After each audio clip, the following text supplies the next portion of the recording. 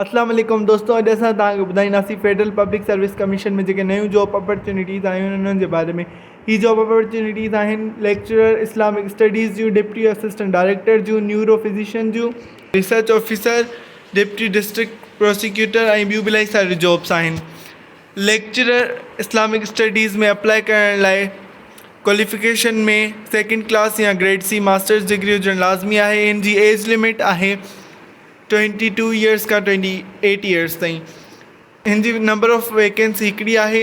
Deputy assistant director जी जेका job आहे इन लाइ क्वालिफिकेशन में सेकेंड क्लास या ग्रेड सी बैचलर्स डिग्री हुजणु लाज़मी आहे। हिन लाइ typing speed 80 words per minute जी हुजे ऐं शॉर्ट हैंड लाइ 40 वर्ड्स पर मिनट जी हुजे।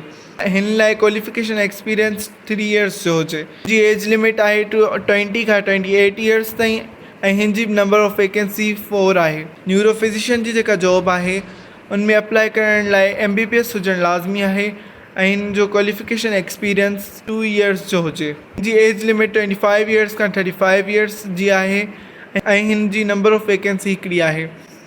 हिन में अप्लाई करण जी आख़िरी तारीख़ 19 जून 2023 आहे। वधीक मालूमात लाइ तव्हां हिन जी वेबसाइट www.fpsc वञी ॾिसी था सघो ऐं अप्लाई करे था सघो। अगरि तव्हांखे हीअ वीडियो इंफॉर्मेटिव लॻी त इनखे लाइक कयो ऐं वधीक इन्फॉर्मेटिव वीडियोज़ लाइ असांजे चैनल खे सब्सक्राइब कयो।